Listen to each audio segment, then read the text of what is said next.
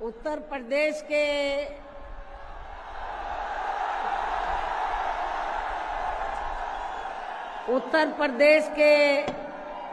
कोने कोने से आए हुए पार्टी के सभी छोटे बड़े पदाधिकारी, जनप्रतिनिधि, नेता एवं कार्यकर्तागण, जैसा कि आप लोगों को ये विदित है कि आज बहुजन समाज पार्टी के जन्मदाता एवं संस्थापक मान्यवर श्री कांशीराम जी की 19वीं पुण्यतिथि है और आज के ही दिन उनका लंबी बीमारी के कारण देहांत हुआ था, जो अब हमारे बीच में नहीं रहे हैं। लेकिन बहुजन समाज के हित में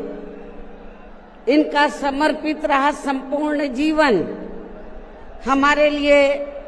हमेशा यादगार व अमर रहेगा। ऐसे महान व्यक्तित्व को आज मेरे साथ साथ आप लोग भी अपार संख्या में, अर्थात लाखों लाखों की संख्या में यहाँ यूपी की राजधानी लखनऊ में बीएसपी की रही सरकार द्वारा इनके सम्मान में निर्मित किए गए भव्य व अति विशाल मान्यवर श्री कांशीराम जी स्मारक स्थल पर इनको अपने श्रद्धा सुमन अर्पित करने के लिए पहुंचे हैं। हालांकि आप लोगों को ये भी मालूम है कि इनके सम्मान में बनाए गए इस स्थल के कुछ हिस्सों की समय से मरम्मत नहीं होने की वजह से आप लोग भी पिछले कुछ समय से यहाँ इनकी प्रतिमा पर अपने पुष्प अर्पित नहीं कर पा रहे थे। लेकिन अब यहाँ मरम्मत का अधिकांश कार्य पूरा हो जाने के बाद इस बार मेरे साथ साथ आप लोग भी भीड़ के मामले में अपना पिछला खुद का सभी रिकॉर्ड तोड़ते हुए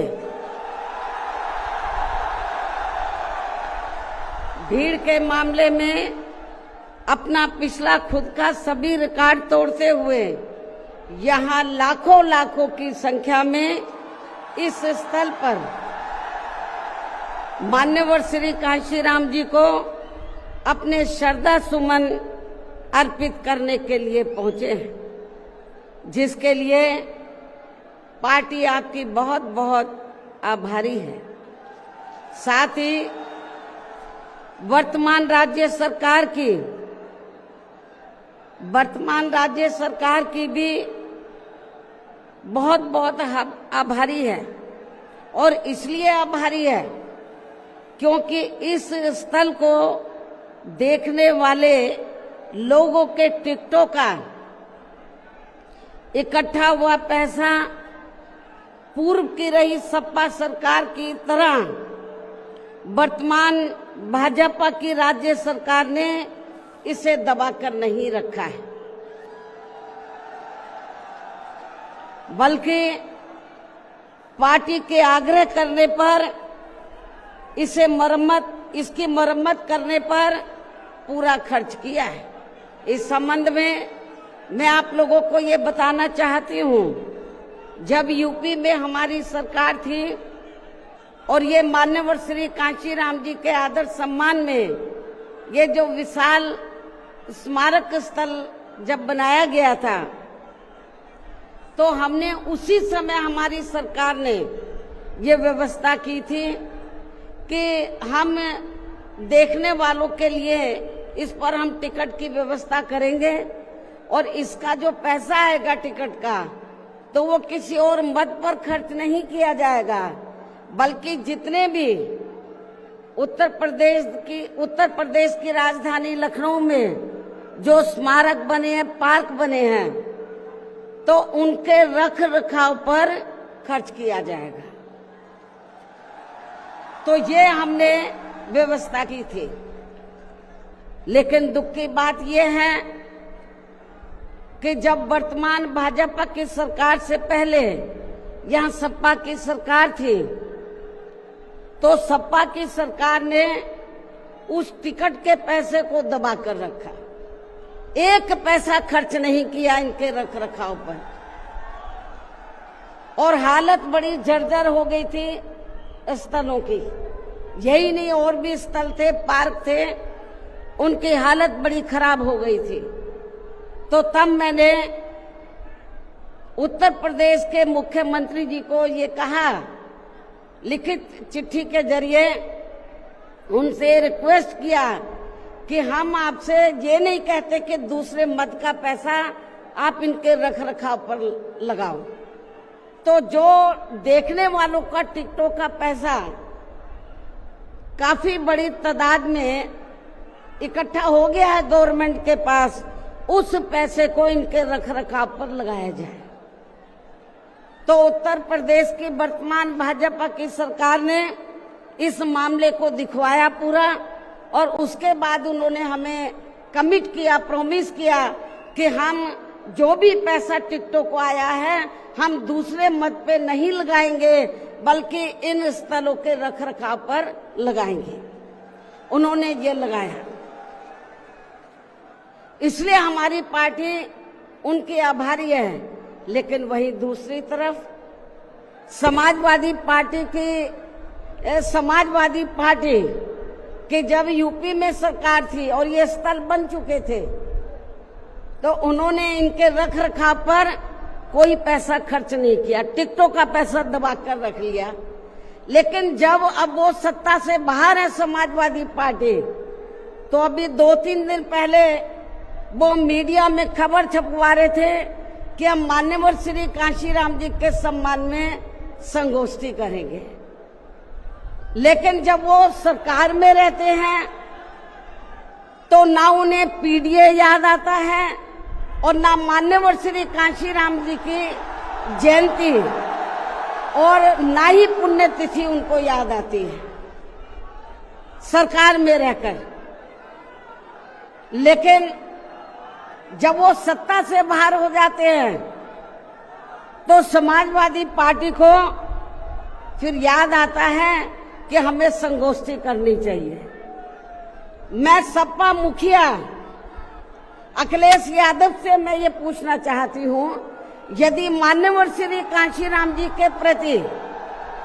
आपका इतना ही आदर सम्मान था,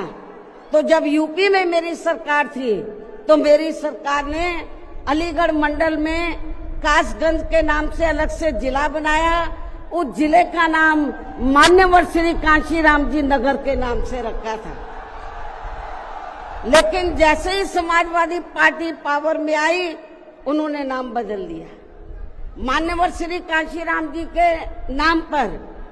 हमने कॉलेज, यूनिवर्सिटी, अनेकों संस्थानों के नाम रखे, अनेकों संस्थानों के नाम रखे, जनहित की योजनाएं शुरू की। सारी के सारी अधिकांश जो बड़ी बड़ी योजनाएं थी वो सभी की सभी इन्होंने बंद कर दी समाजवादी पार्टी की सरकार ने। ये इनका दोगला या दोहरा चरित्र नहीं है तो क्या है? जब ये सत्ता में रहते हैं ना इनको पीडीए याद आता है और ना पीडीए के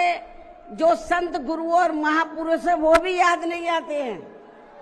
जब ये सत्ता से बाहर हो जाते हैं तब इनको हमारे संत गुरु और महापुरुष याद आते हैं। तो ऐसे दोगले लोगों से आप लोगों को बहुत ही सावधान रहने की जरूरत है। और अब मैं मान्यवर श्री कांशीराम जी जो पंजाब राज्य के एक मध्यम दलित परिवार में पैदा हुए हैं, तो इनके बारे में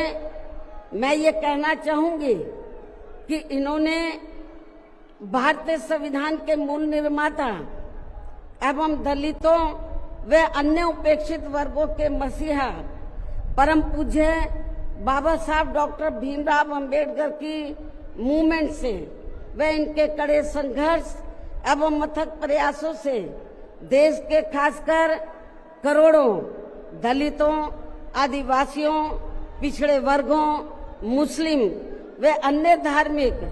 अल्पसंख्यक समाज के भी हित में भारतीय संविधान में दिए गए कानूनी अधिकारों से प्रेरित होकर तथा उनके बताए हुए रास्तों पर चलकर फिर अपनी पूरी जिंदगी इनके अधूरे रहे कारवां को मंजिल तक पहुंचाने के लिए समर्पित की है। और इसके लिए उन्होंने यानी कि मान्यवर श्री कांशीराम जी ने अपने माँ बाप, भाई बहन, रिश्ते नाते व सरकारी नौकरी आदि सभी त्याग कर बाबा साहब डॉक्टर भीमराव अंबेडकर जी के उस अधूरे रहे कारवां को पूरा करने के लिए लगा दी है, जो बाबा साहब ने यहाँ देश के करोड़ों दलितों एवं अन्य उपेक्षित वर्गों के लोगों को ये कही थी कि मैंने, बाबा साहब ने क्या कहा था कि मैंने अपने कड़े संघर्ष एवं अथक प्रयासों से इन वर्गों के लोगों को भारतीय संविधान में इन्हें स्वाभिमान के साथ जिंदगी व्यतीत करने व खुद अपने पैरों पर खड़े होने के लिए कानूनी अधिकार तो जरूर दिला दिए हैं, लेकिन उनका सही से पूरा लाभ लेने के लिए इन सभी वर्गों के लोगों को अर्थात बहुजन समाज के लोगों को आपस में एकजुट होकर व इन्हें अपने विशाल वोटों के जरिए यहाँ केंद्र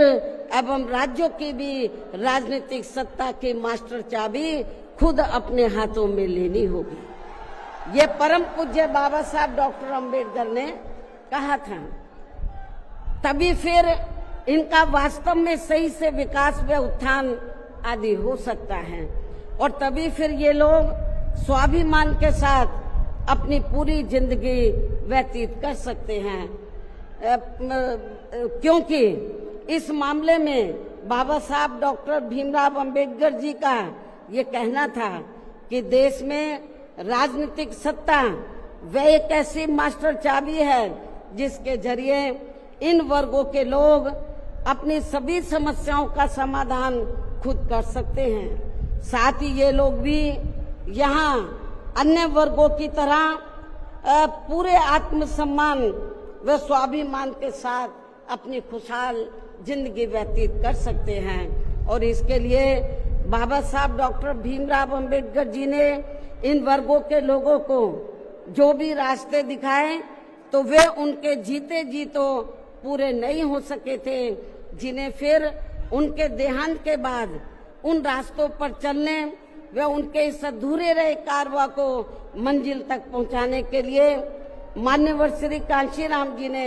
अनेकों कष्ट झेलकर अपनी पूरी जिंदगी लगा दी है और वे अपने जीते जी इस मकसद में काफी हद तक कामयाब भी हुए हैं। और खासकर इन्होंने यहाँ आबादी के हिसाब से देश के सबसे बड़े प्रदेश उत्तर प्रदेश में अपनी पार्टी के नेतृत्व में कई बार सरकार बनाकर वे उत्तर प्रदेश सहित नजदीक के लगे राज्यों में भी पार्टी के कुछ सांसद व विधायक आदि भी जिताकर बाबा साहब के कारवां को काफी हद तक आगे बढ़ाया है। इतना ही नहीं बल्कि मान्यवर श्री कांशीराम जी के देहांत होने से पहले उनकी ये दिली तमन्ना थी कि जहां आबादी के हिसाब से देश के सबसे बड़े प्रदेश उत्तर प्रदेश में जहां दलितों एवं अन्य उपेक्षित वर्गों के लोगों की कुल मिलाकर आबादी काफी ज्यादा है, तो इन्हें यहाँ एकजुट होकर अकेले ही अपनी पार्टी की पूर्ण बहुमत की सरकार बनानी होगी। ये मान्यवर श्री कांशीराम जी की उनके देहांत होने से पहले ये दिली तमन्ना थी। तभी फिर इन वर्गों के लोग यहाँ हर मामले में व हर स्तर पर पूरे स्वाभिमान के साथ अपनी जिंदगी व्यतीत कर सकते हैं, जिनसे प्रेरित होकर फिर अन्य राज्यों में भी इन वर्गों के लोग खुद अपने पैरों पर खड़े हो सकते हैं। तभी फिर यहाँ बाबा साहब का काफी हद तक अधूरा रहा सपना जरूर साकार हो सकता है, लेकिन दुख की बात यह है कि मान्यवर श्री कांशीराम जी के जीते जीतो इनका ये सपना साकार नहीं हो सका था, जिसे फिर इनके देहांत के बाद सन 2007 में इनकी एकमात्र रही उत्तराधिकारी व पार्टी की राष्ट्रीय अध्यक्ष ने, अर्थात हमने यहाँ उत्तर प्रदेश में बहुजन समाज के साथ साथ समता मूलक समाज व्यवस्था में विश्वास रखने वाले उच्च वर्गों के लोगों को भी साथ में लेकर इसे पूरा भी किया है। और सन 2007 में देश के विशाल आबादी वाले यूपी स्टेट में पहली बार हमने यहाँ अपनी पार्टी के अकेले ही पूर्ण बहुमत की सरकार बनाई है। हालांकि पहले 3 बार हमने बनाई, वो मिली जुली सरकार थी, लेकिन चौथी बार हमने अकेले अपने बलबूते पर यूपी में पूर्ण बहुमत की सरकार बनाई है। जो यहाँ खासकर कांग्रेस, बीजेपी, सपा व अन्य जातिवादी पार्टियों को कतई भी अच्छा नहीं लगा है, जबकि इससे पहले केंद्र की रही भाजपा सरकार ने सत्ता का दुरुपयोग करके मेरे ऊपर व मेरे माँ बाप, भाई बहन एवं अन्य रिश्ते नातों आदि के ऊपर भी अनेकों गलत एवं फर्जी केस दर्ज करा के हम सभी को जबरदस्ती इनकम टैक्स व सीबीआई आदि के जंजाल में फंसाकर हमारी छवि को धूमिल करने का हर संभव पूरा प्रयास किया है। इसके साथ साथ आगे चलकर इन सब मामलों में केंद्र की रही कांग्रेसी सरकार ने भी हमें न्याय देने के बजाय बल्कि काफी उलझा दिया था, और तब फिर हमें इन सब के विरुद्ध मान्य कोर्ट में भी जाना पड़ा है, जहां हमें न्याय मिला है। इस प्रकार से ये सब भी हमें काफी कुछ झेलना पड़ा है, लेकिन ऐसे विकट व संघर्ष भरे हालातों में भी हमने बाबा साहब डॉक्टर भीमराव अंबेडकर के बताए हुए रास्तों पर चलकर यहाँ उत्तर प्रदेश में सन 2007 में हुए विधानसभा चुनाव में अकेले ही ये चुनाव लड़कर फिर अपनी पार्टी की पूर्ण बहुमत की सरकार बनाई है। और हमने यहाँ बाबा साहब डॉक्टर भीमराव अंबेडकर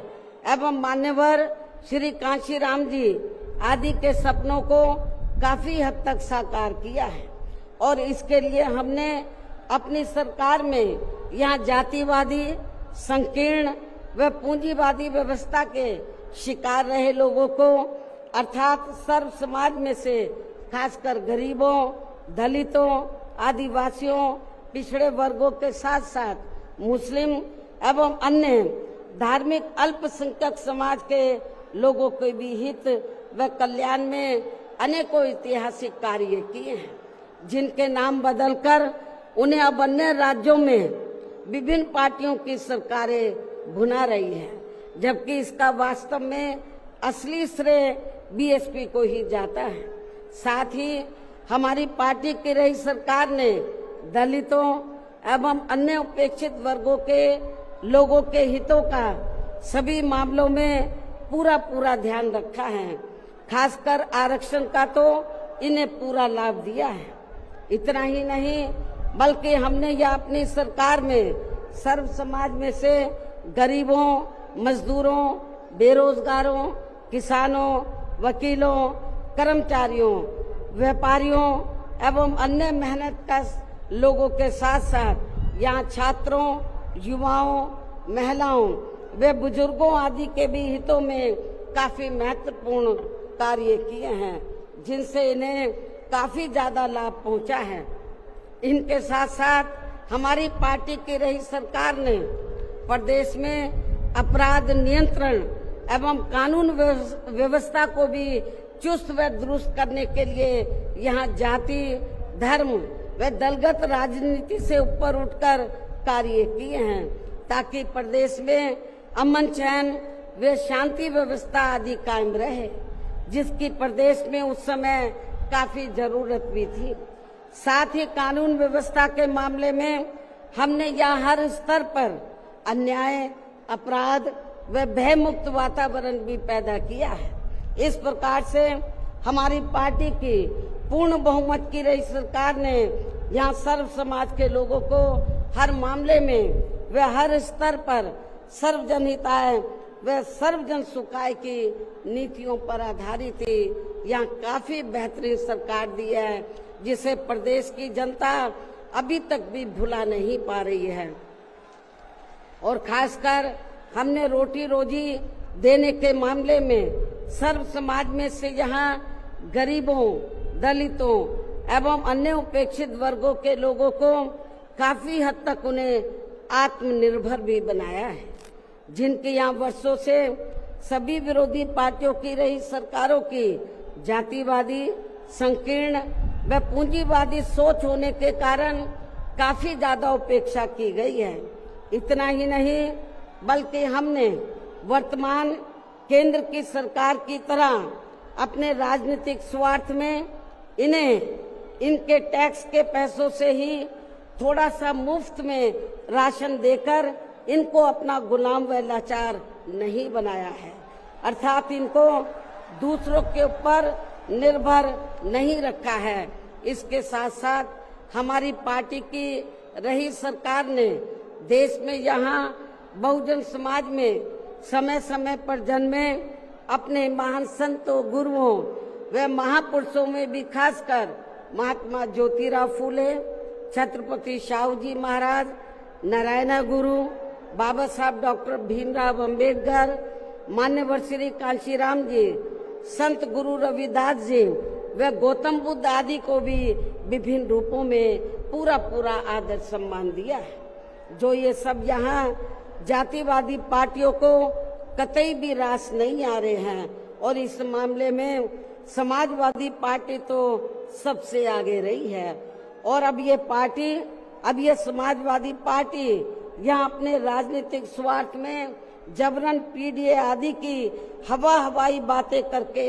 इन वर्गों को गुमराह करने में लगी है, जबकि हमारी पार्टी की रही सरकार ने अपने संतों, गुरुओं व महापुरुषों आदि के नाम पर यहाँ प्रदेश में जिन जिलों, संस्थानों एवं योजनाओं आदि के नाम रखे थे, तो उनमें से काफी को तो सपा की रही सरकार ने बदल दिया है, जैसा कि शुरू में मैंने आप लोगों को बताया है। साथ ही हमने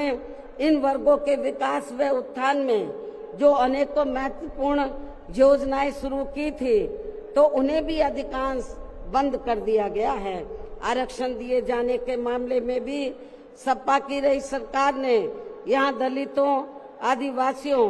एवं अन्य पिछड़े वर्गों के लोगों के साथ हमेशा पक्षपात वाला रवैया ही अपनाया है। इनके पदोन्नति में आरक्षण को तो इस पार्टी की रही सरकार ने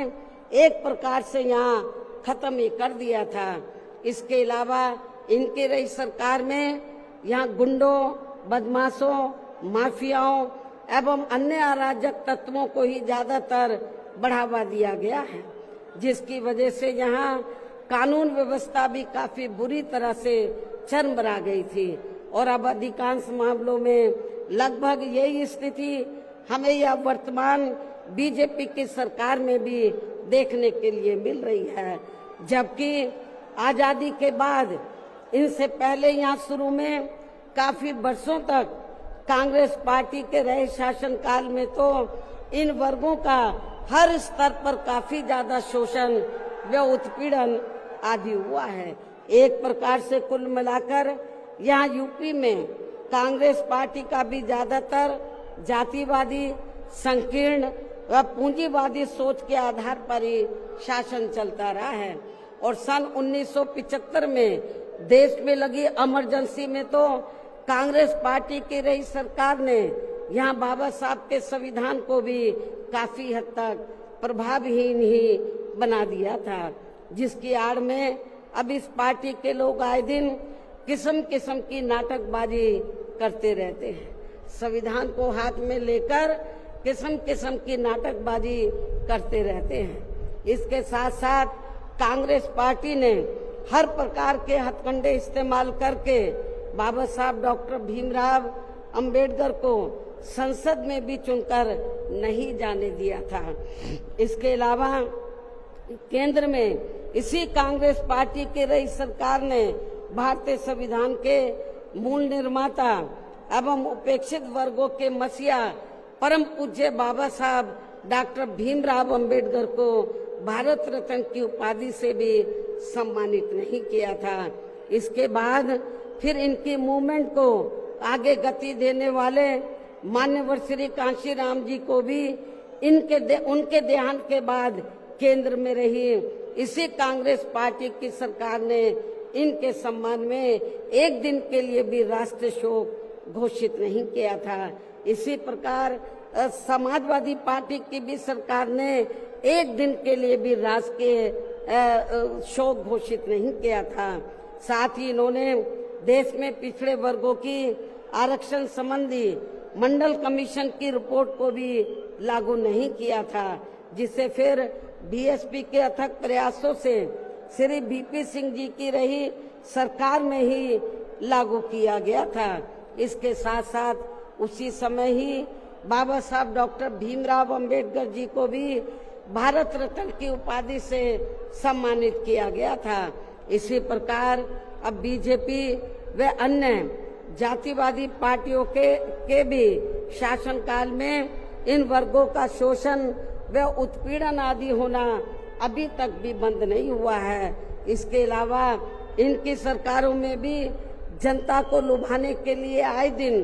घोषणाएं, शिलान्यास व उद्घाटन आदि तो काफी किए जाते हैं, लेकिन इनसे भी जनता को कोई खास लाभ मिलने वाला नहीं है, क्योंकि ये कागजी व हवाई ज्यादा और जमीनी हकीकत में बहुत कम होते हैं।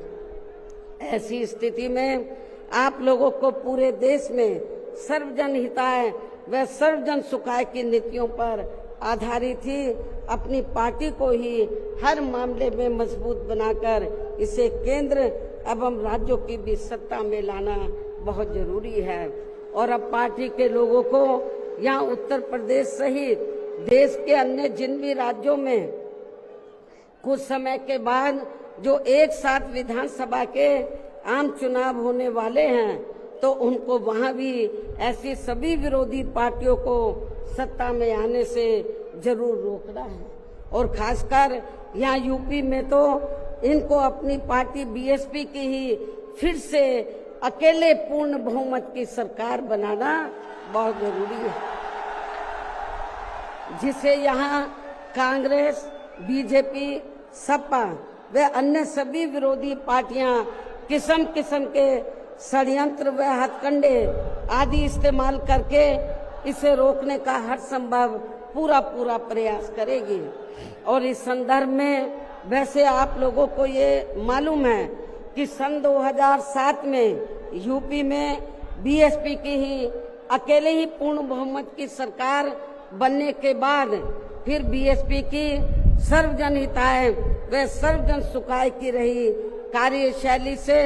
पूरे देश में बीएसपी के बढ़ते हुए प्रभाव को देखकर फिर यहाँ सभी जातिवादी, संकीर्ण व पूंजीवादी पार्टियों ने अंदर आपस में एकजुट होकर अपनी पार्टी को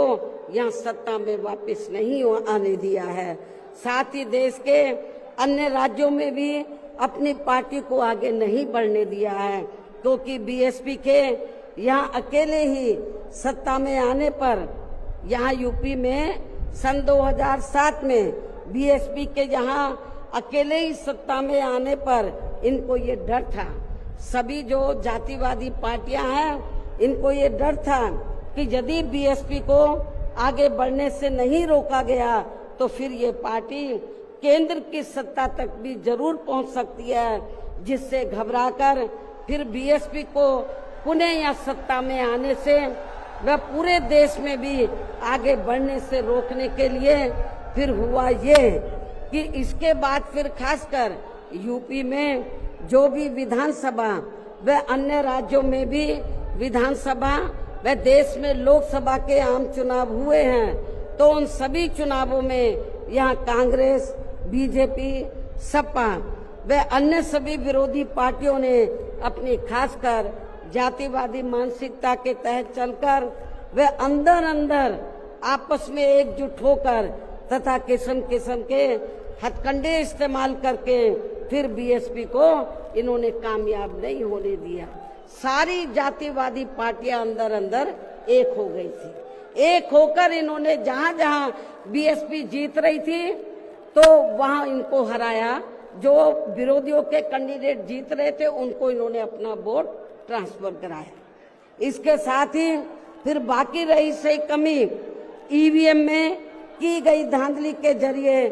पूरी कर दी गई, जबकि वर्तमान हालातों में ईवीएम के काफी विरोध के चलते ये ईवीएम वाला सिस्टम कभी भी खत्म किया जा सकता है। अब ईवीएम का विरोध बहुत हो रहा है और फिर पुनः या बैलेट पेपर वाला सिस्टम लागू हो सकता है, इसकी भी काफी संभावना है। ऐसे में अब हमें हर स्तर पर हमेशा अपनी पार्टी को मजबूत बनाते रहना बहुत जरूरी है। इसके साथ ही सावधानी के तौर पर यहाँ मैं ये भी कहना चाहूंगी कि अब तो पूरे देश में विरोधी पार्टियों ने बीएसपी को कमजोर करने के लिए एक और षड्यंत्र ये रचा है कि अब विरोधी पार्टियों ने बीएसपी के विशेषकर दलित बेस वोट को बांटने के लिए इसी समाज में से स्वार्थी एवं बिकाऊ किस्म के लोगों को इस्तेमाल करके वे उनके जरिए अनेकों पार्टियां व संगठन आदि भी काफी बनवा दिए हैं, जिनसे ये जातिवादी पार्टियां चुनाव में अपने अपने फायदे के हिसाब से उम्मीदवार खड़े करवा के बीएसपी को कमजोर करने में लगी है। और अब तो ये पार्टियां अंदर अंदर खुद अपने वोट ट्रांसफर करा के इनके एक आदि उम्मीदवार भी जिताकर भेज रही है, ताकि इससे दलितों का वोट बांटने में इनको कुछ मदद मिलती रहे। ऐसी स्थिति में अब आप लोगों को पुणे या यूपी में अपनी पार्टी को सत्ता में लाने व अभी हाल ही में बिहार प्रदेश में होने वाले विधानसभा आम चुनाव में तथा आगे चलकर अन्य और राज्यों में भी विधानसभा व देश में लोकसभा के होने वाले आम चुनाव में भी अपनी पार्टी का बेहतर रिजल्ट लाने के लिए ऐसे सभी स्वार्थी एवं बिकाऊ दलित संगठनों व पार्टियों को अपने यार दोस्त, जात बिरादरी व रिश्ते नाते आदि के चक्कर में भी पड़कर अब इनको अपना एक भी वोट देकर खराब नहीं करना है, वरना फिर इसका पूरा लाभ या विरोधी पार्टियों को ही मिलता रहेगा। जिसे भी खास ध्यान में रखकर अब हर छोटे बड़े चुनाव में आप लोगों को अपना एक भी वोट ऐसे सभी स्वार्थी एवं बिकाऊ पार्टियों एवं संगठनों आदि को नहीं देना है, बल्कि अपनी एकमात्र हितैषी पार्टी बीएसपी को ही देना है, ताकि बीएसपी फिर से अपना बेहतर रिजल्ट लाकर पुणे या यूपी की सत्ता में वापस हो सके तथा देश के अन्य सभी राज्यों में भी पार्टी पुणे आगे बढ़ सके। और इसके लिए विरोधी पार्टियों के ऐसे अनेकों और भी सभी हथकंडों से अपनी पार्टी के लोगों को जरूर सावधान रहना है। इसके अलावा पार्टी के लोगों को सचेत करने के उद्देश्य से यहाँ मैं ये भी कहना चाहूंगी कि पिछले कुछ समय से दुनिया के अनेकों देश किसी न किसी मुद्दे को लेकर हुए बवाल व हिंसा आदि से काफी ग्रसित रहे हैं और ये सिलसिला अभी भी जारी है। लेकिन अपने भारत देश को भी जैसे इसका कुछ नजला लगना शुरू ही हुआ था तो उसे फिर तुरंत में ही केंद्र व संबंधित राज्य सरकारों ने सख्ती से निपटा है, जिससे केंद्र व सभी राज्य सरकारों को आगे भी काफी सतर्क रहना होगा। इतना ही नहीं बल्कि देश में आम जनहित के मुद्दों पर आवाज उठाने की बजाय जो पिछले कुछ समय से यहाँ स्वार्थी व शरारती तत्व एक दूसरे के देवी देवता, खुदा व धर्म आदि को लेकर तथा इन पर आए दिन नए नए मुद्दों को निकालकर देश में बवाल व हिंसा आदि पैदा करने की कोशिश में लगे रहते हैं और फिर इनकी आड़ में राजनीति करते हैं। ये भी देश हित में ठीक नहीं है, जबकि इन सब मामलों में सभी को भारतीय संविधान के मुताबिक चलना चाहिए। साथ ही सभी धर्मों का पूरा आदर सम्मान भी करना चाहिए और इनके सदियों से चले आ रहे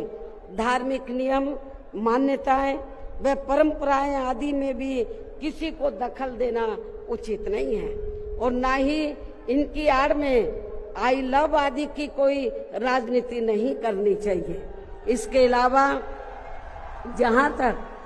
पिछले दिनों जम्मू कश्मीर के पर्यटक स्थल पहलगांव में हुई आतंकी घटना का सवाल है, जिसमें काफी महिलाओं के सिंदूर उजड़ गए थे, तो ये अत्यंत ही दुखद व चिंता की बात है। हालांकि इस घटना को होने से रोका जा सकता था, बशर्ते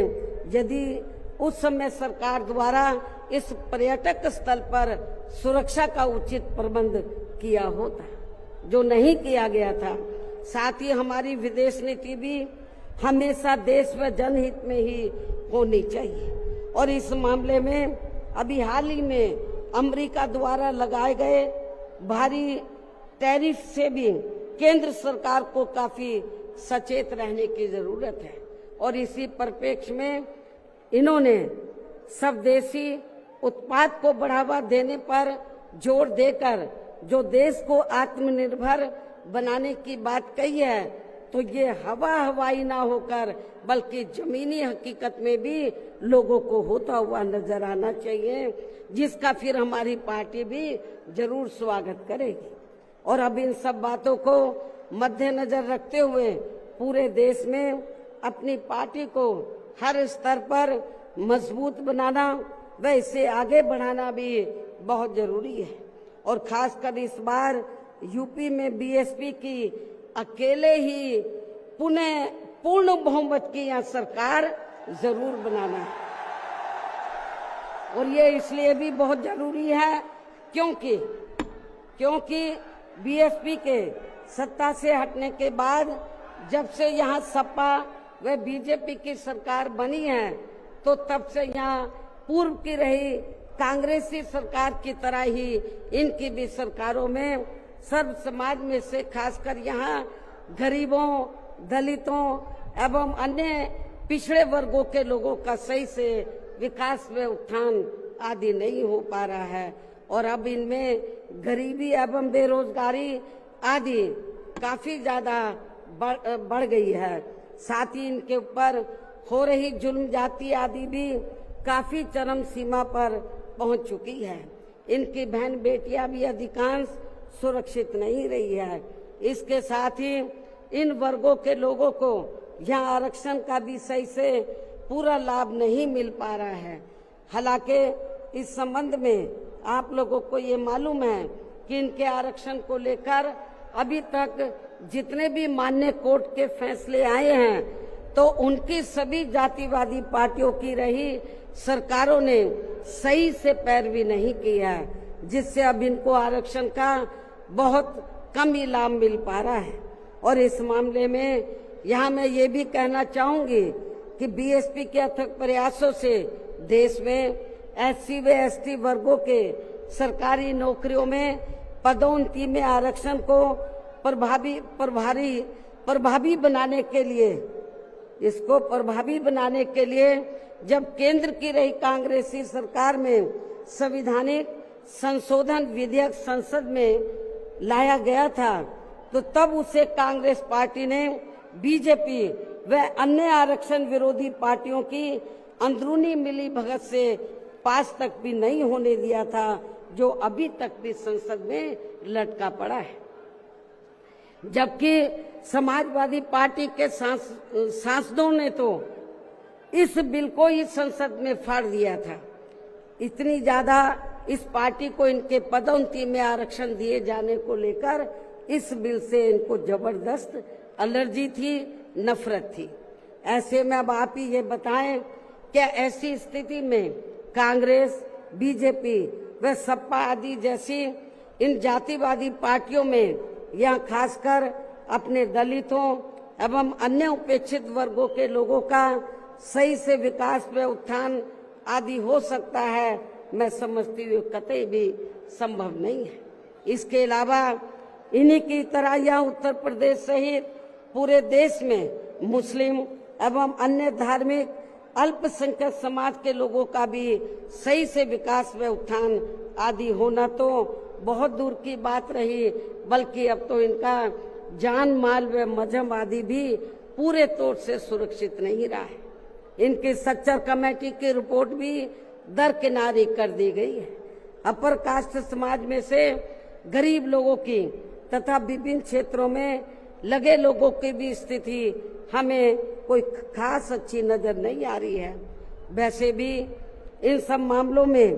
केंद्र व राज्य सरकारों के भी अधिकांश कार्य सरकारी फाइलों में ही सिमट कर रह जाते हैं, ये भी छिपा नहीं है। कानून व्यवस्था भी यूपी सहित पूरे देश में कोई खास अच्छी नहीं है। हर प्रकार के अपराध भी काफी बढ़ रहे हैं। ऐसे में ये विरोधी पार्टियां सत्ता में आने के लिए खासकर चुनाव के समय में अपने अपने चुनावी घोषणा पत्रों में जो किस्म किस्म के लुभावने वायदे करती हैं, तो उनको फिर ये पार्टियां सत्ता में आने के बाद 50% भी लागू नहीं करती हैं। साथ ही इनके गलत आर्थिक नीतियों की वजह से पूरे देश में गरीबी, बेरोजगारी व महंगाई आदि भी लगातार बढ़ती जा रही है, जिन पर पर्दा डालने के लिए अब ये पार्टियां आए दिन किस्म किस्म के हथकंडे इस्तेमाल करती रहती है। इतना ही नहीं, बल्कि अब तो सत्ता एवं विपक्ष अंदर अंदर मिलकर वे अपनी जातिवादी मानसिकता के तहत चलकर यहाँ बाबा साहब डॉक्टर भीमराव अंबेडकर द्वारा निर्मित किए गए इनके मानवतावादी व समता मूलक भारतीय संविधान को भी बदलकर इसे ये पुराने वाले जातिवादी ढांचे में ही परिवर्तित करना चाहते हैं, जिसके लिए इनके साधु संत भी आए दिन पैरवी करते रहते हैं, जिसे हमारी पार्टी बीएसपी कतई भी बदलने नहीं देगी, चाहे इसके लिए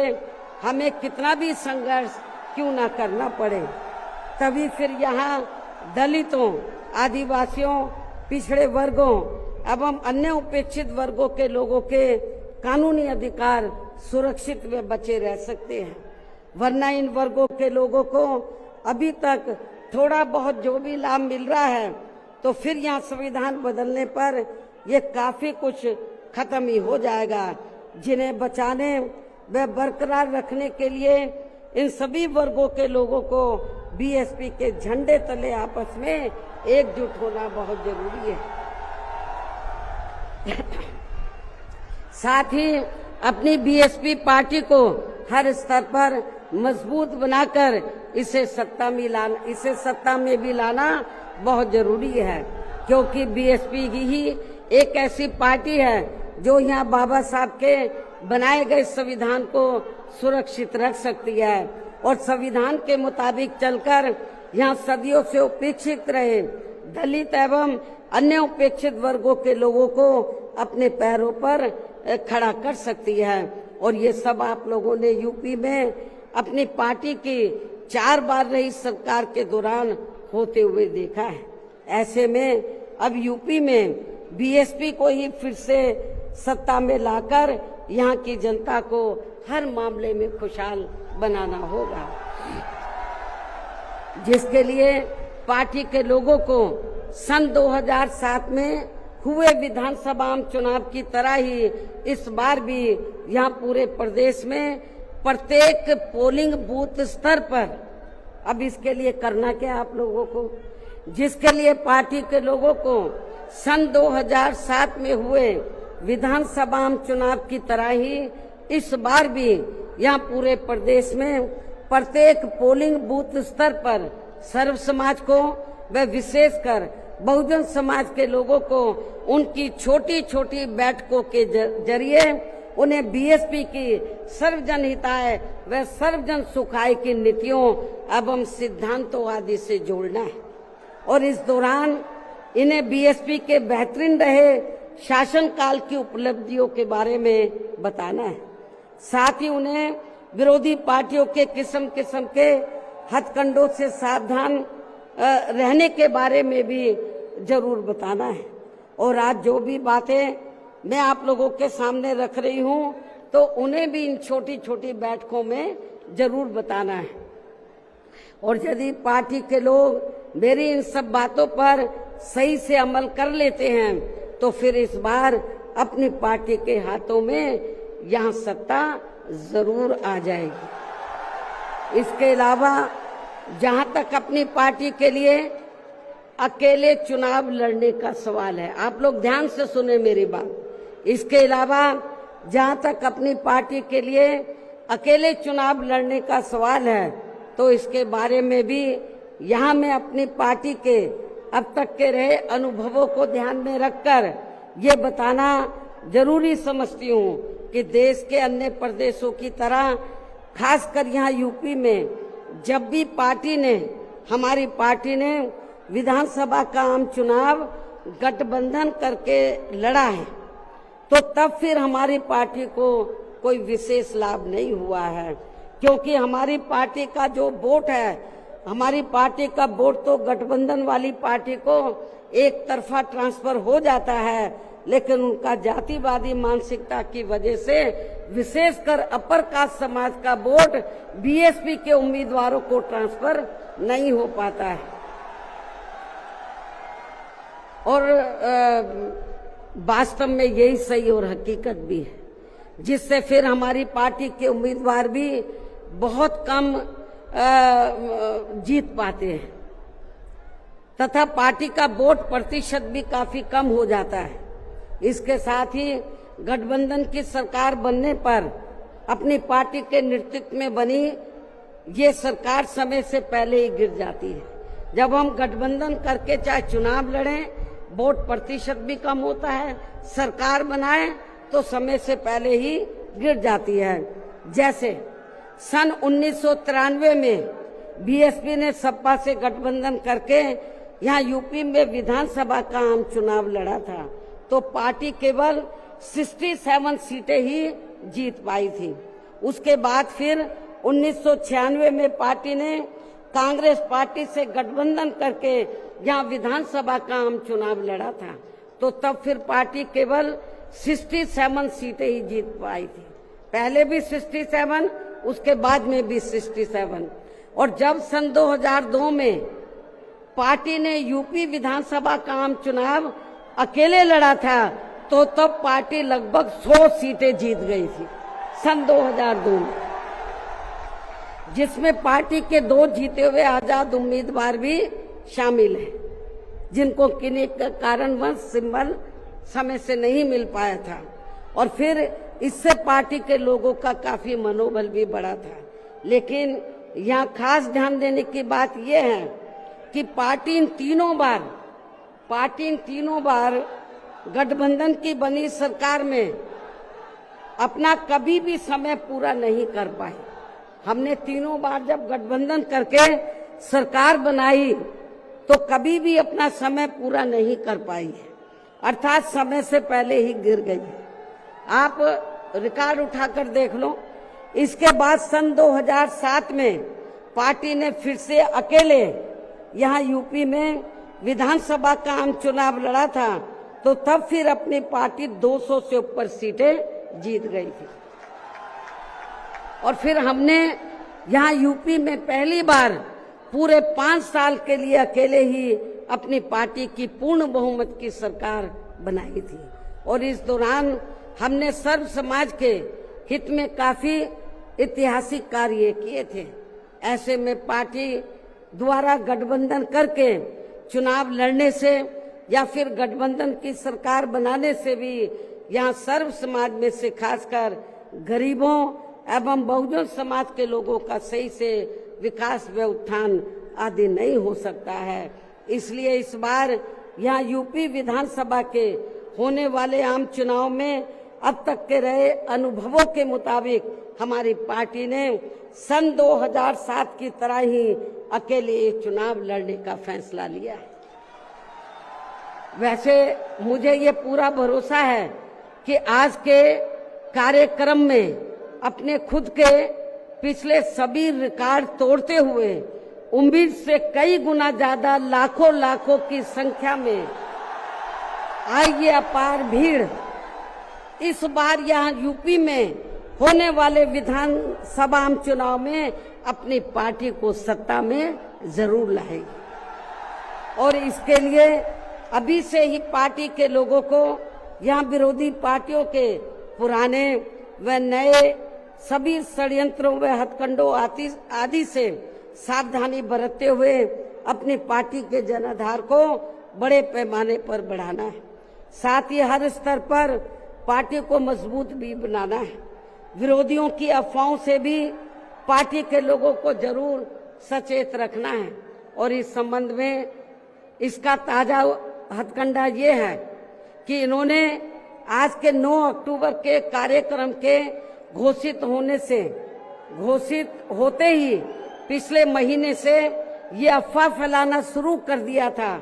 मैं क्यों बोल रही हूँ अफवाहों से सावधान रहना है, क्योंकि इस संबंध में ताजा उदाहरण ये है कि इन्होंने आज के 9 अक्टूबर के कार्यक्रम के घोषित होते ही पिछले महीने से ये अफवाह फैलाना शुरू कर दिया था कि दूसरी पार्टियों के फलाना वरिष्ठ नेता बीएसपी में आ रहे हैं और वे बीएसपी प्रमुख से दिल्ली व लखनऊ में भी मिले हैं, लेकिन मुझे तो इसके बारे में अभी तक भी कोई जानकारी नहीं है। मिलना तो बहुत दूर की बात है और मैं कभी छिप के नहीं मिलती हूँ, जब मिलती हूँ तो खुले में मिलती हूँ मन। इतना ही नहीं बल्कि अन्य और भी मामलों में किस्म किस्म की गलत, झूठी व तथ्यहीन खबरें एवं अफवाहें आदि फैलाने के लिए भी यहाँ विरोधी लोग सोशल मीडिया, जातिवादी मानसिकता वाले टीवी चैनल एवं प्रिंट मीडिया आदि का भी काफी दुरुपयोग व गलत इस्तेमाल कर सकते हैं। जबकि विरोधी लोग सन 2007 में भी ऐसी अफवाहें फैलाते रहे हैं, लेकिन उस समय हमारे लोगों के गुमराह ना होने की वजह से फिर अपनी पार्टी की यहाँ अकेले ही पूर्ण बहुमत की सरकार बन गई थी। और यदि पार्टी के लोग इस बार भी चुनाव में वोट पड़ने तक या किसी भी मामले में गुमराह नहीं होते हैं तो फिर इस बार हमारी पार्टी की पुनः या पूर्ण बहुमत की सरकार जरूर बन जाएगी। वैसे मुझे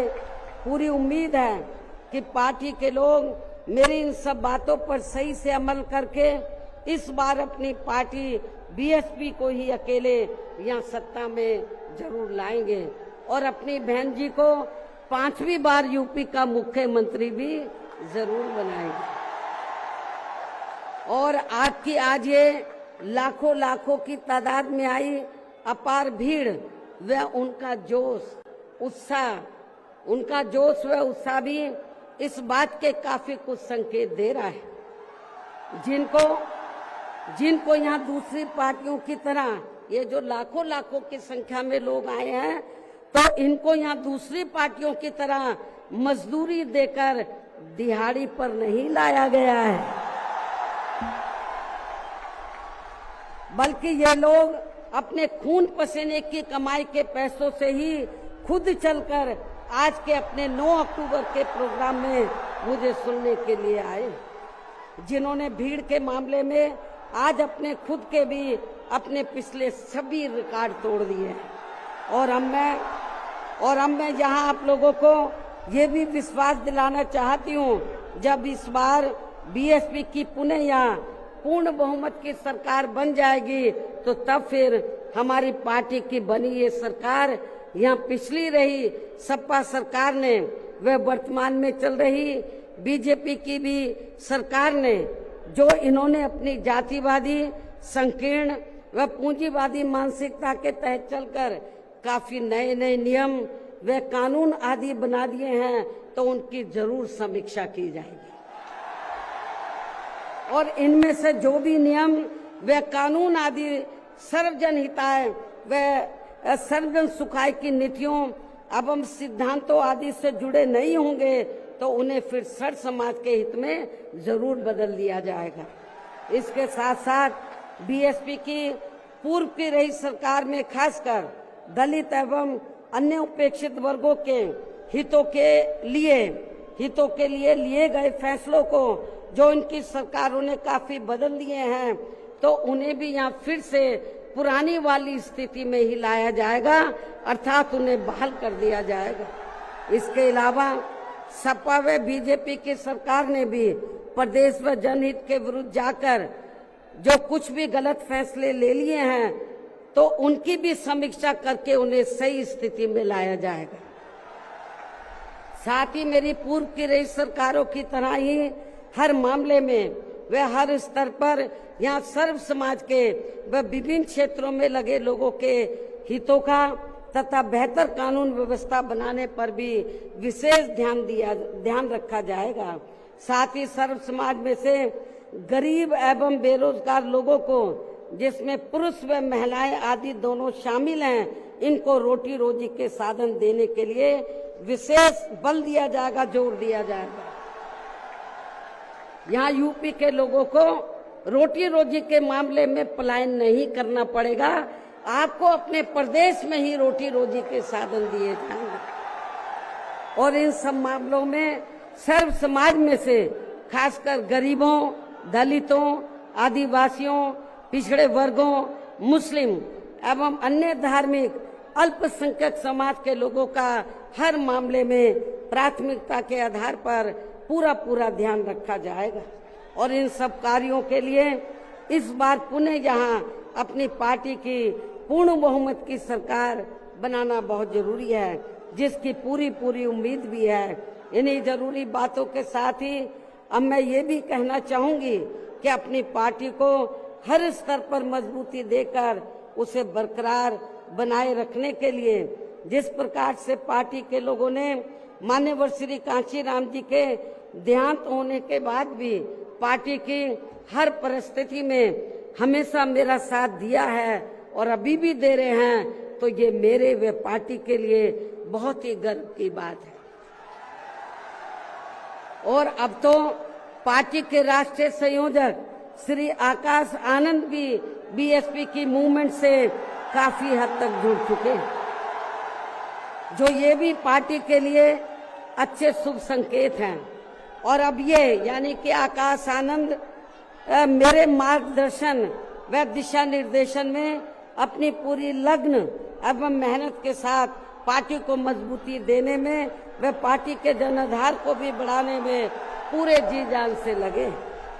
जिससे पार्टी के लोगों में आए दिन इनके प्रति काफी लगाव व उत्साह भी बढ़ा है। ये भी पार्टी हित में अच्छी बात है, जिसे ध्यान में रखकर अब मेरा इनके बारे में, आकाश आनंद के बारे में ये कहना है कि जिस प्रकार से पूरे देश में पार्टी के लोग माननीय श्री कांशीराम जी के जीते जी और उनके देहांत के बाद भी हर परिस्थिति में मेरे साथ खड़े रहे हैं, तो मैं भी ये चाहूंगी उसी प्रकार से पार्टी के लोग श्री आकाश आनंद के साथ भी हमेशा खड़े रहेंगे और इनका हर परिस्थिति में पूरा साथ भी जरूर देंगे। वैसे इस मामले में इनके पिता श्री आनंद कुमार भी इनकी शुरू से ही पूरी मदद करते रहे हैं। इसके साथ साथ श्री आनंद कुमार दिल्ली में रहकर माननीय श्री कांशीराम जी के देहांत होने के बाद से ही ये मेरी गैर हाजिरी में व मेरे दिशा निर्देशन में पार्टी का पूरा लेखा जोखा आदि का कार्य भी काफी अच्छे से संभाल रहे हैं। जो ये पार्टी का खास कार्य है इसलिए इनको पार्टी का राष्ट्रीय उपाध्यक्ष बनाकर इन्हें पार्टी की ये अति महत्वपूर्ण जिम्मेवारी सौंपी हुई। इसी प्रकार से पार्टी के राष्ट्रीय महासचिव श्री SC मिश्रा जी को भी हमने पार्टी का लीगल व मीडिया का तथा अपने खुद के समाज को भी, अपने खुद के ब्राह्मण समाज को भी पार्टी में जोड़ने का ये विशेष कार्य सौंपा हुआ है, जिससे ये मेरे दिशा निर्देशन में अपनी जिम्मेवारी को सही से निभा रहे हैं। हालांकि इनके बेटे श्री कपिल मिश्रा ने भी आज के कार्यक्रम में यह फ्री मेडिकल मदद देने की भी व्यवस्था की है, जो इनका ये कार्य पार्टी के प्रति इनके सेवा भाव को भी काफी कुछ दर्शाता है। पार्टी के हमारे विधायक श्री उमा शंकर सिंह जी भी पार्टी व मूवमेंट के हित में हमेशा मददगार व सक्रिय रहते हैं तथा इनको भी अपने खुद के समाज को पार्टी में जोड़ने की एक खास जिम्मेवारी सौंपी हुई है, जिससे ये पूरी ईमानदारी व निष्ठा से निभा रहे हैं। यूपी BSP प्रदेश अध्यक्ष श्री विश्वनाथ पाल भी पार्टी संगठन का कार्य देखने व पिछड़े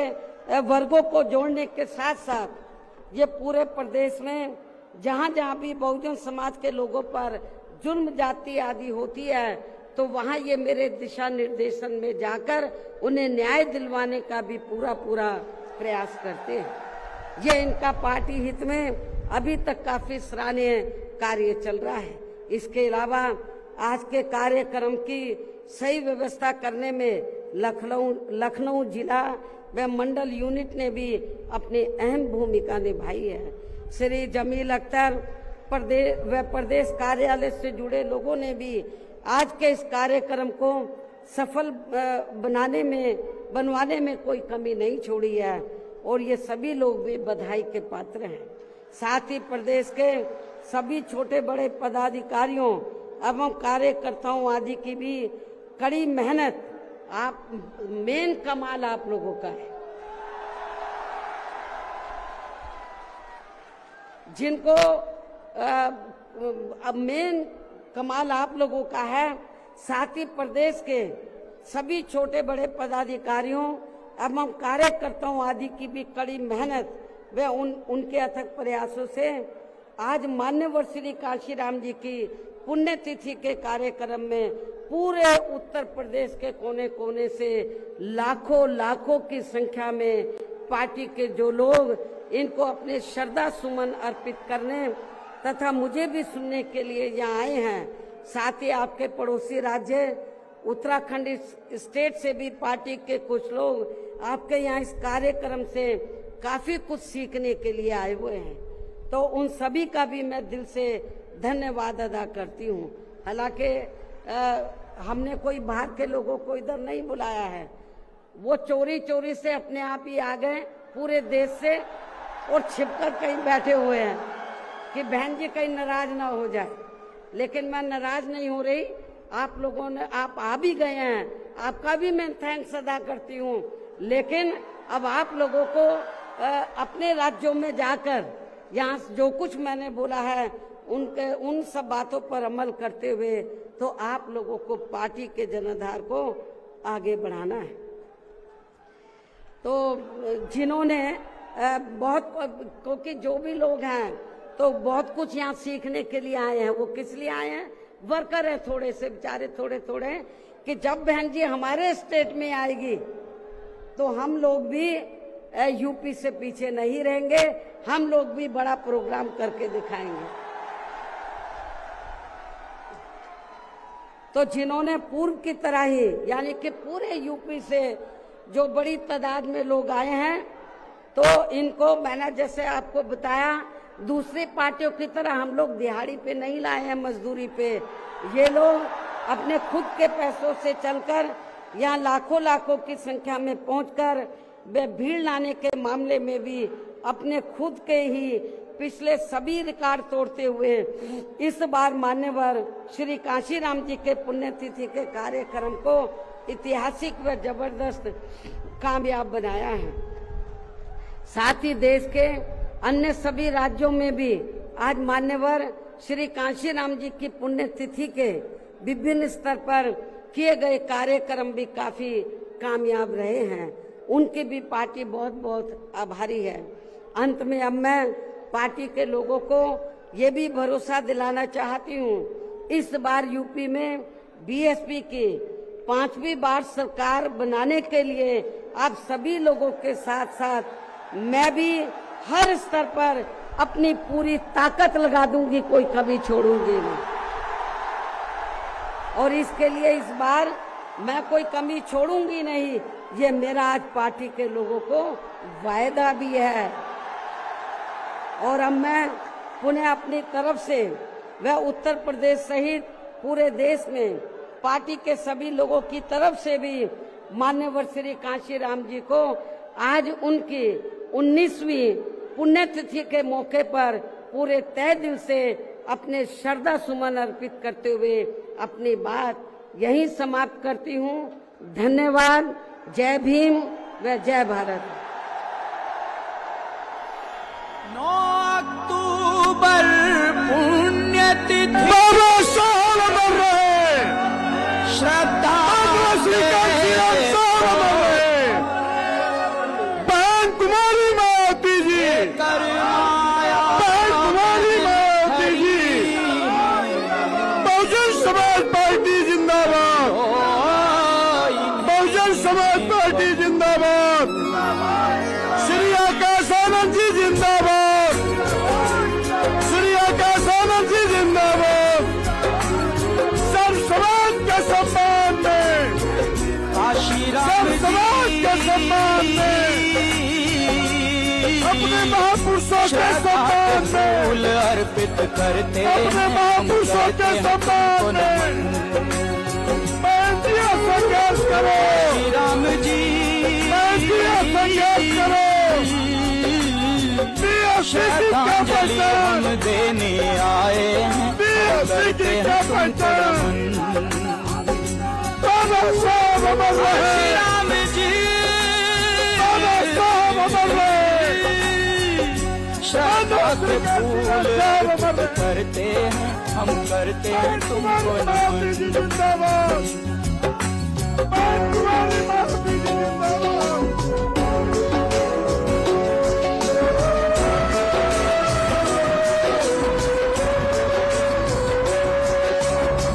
मसीहा गरीबों के तुम बन के आए देश में, देवता थे आप कोई मानव के भेष में। मसीहा गरीबों के तुम बन के आए देश में, देवता थे आप कोई मानव के भेष में। प्यारे आप वो हिंदुस्तान के एक अनमोल सितारे, श्री राम जी। श्रद्धा के फूल अर्पित करते हैं, हम करते हैं तुमको नमन।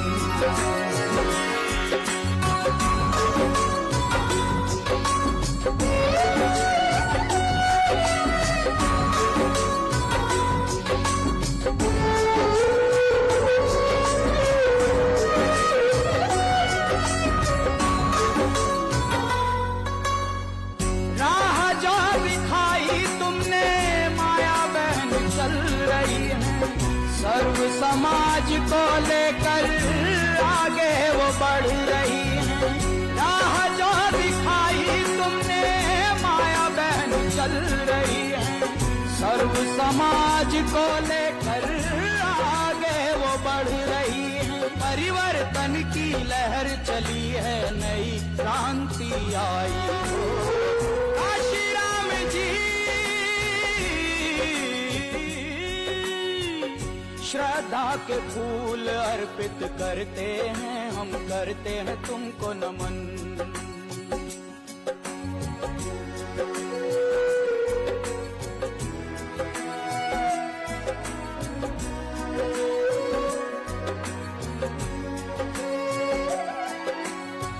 कर्म के पुजारी तुम तो पारखी बड़े थे, कर्मठ थे योद्धा बड़े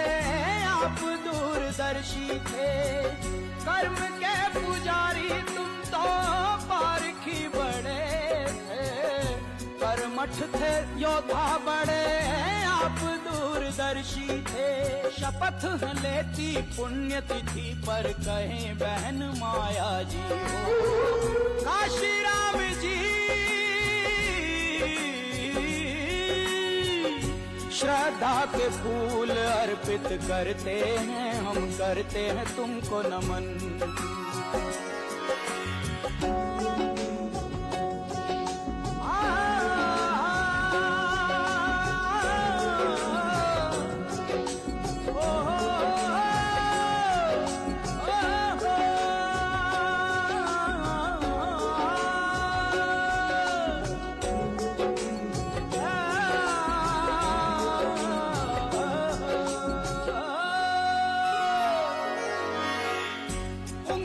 पकड़ कर तुमने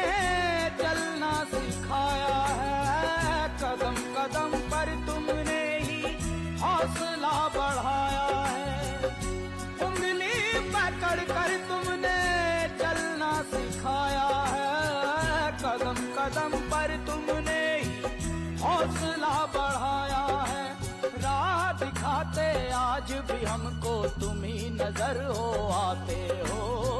काशी राम जी श्रद्धा के फूल अर्पित करते हैं, हम करते हैं तुमको नमन।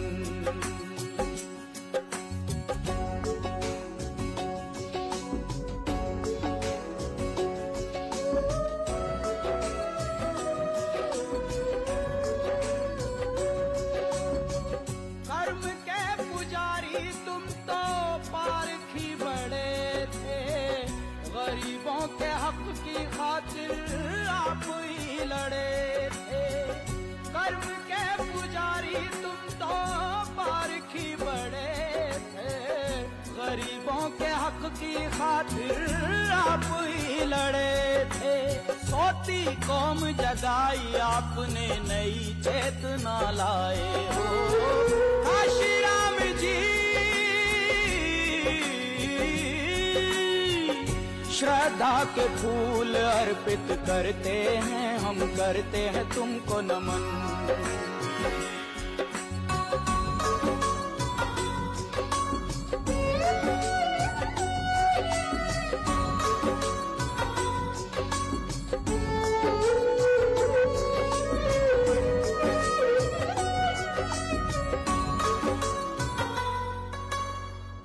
पल पल किया है तुमने संघर्ष कितना, सभी हो समान यही देखते थे सपना। पल पल किया है तुमने संघर्ष कितना, सभी हो समान यही देखते थे सपना। सपना सच कर रही है माया, बहना देखे जमाना हो, काशी राम जी श्रद्धा के फूल अर्पित करते हैं, हम करते हैं तुमको नमन।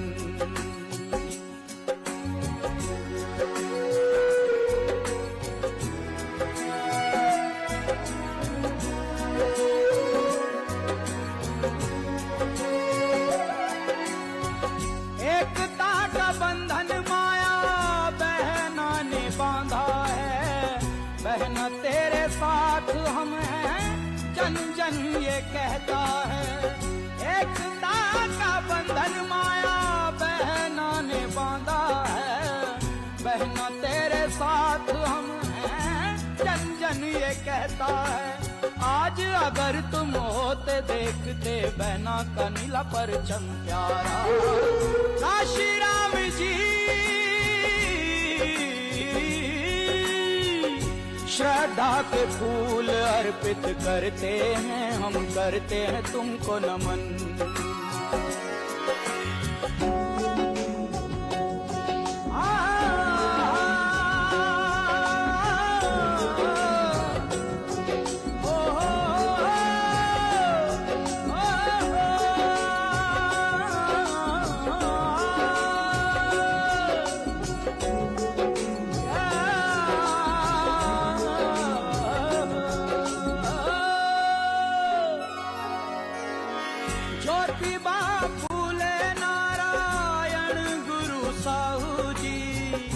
भीमराव जी के संग नमन काशी राम जी, ज्योतिबा फूले नारायण गुरु साहू जी, भीमराव जी के संग नमन काशी राम जी। भारत माँ के सच्चे सपूतों शत शत तुम्हें नमन है हो काशी राम जी। श्रद्धा के फूल अर्पित करते हैं हम, करते हैं तुमको नमन काशी राम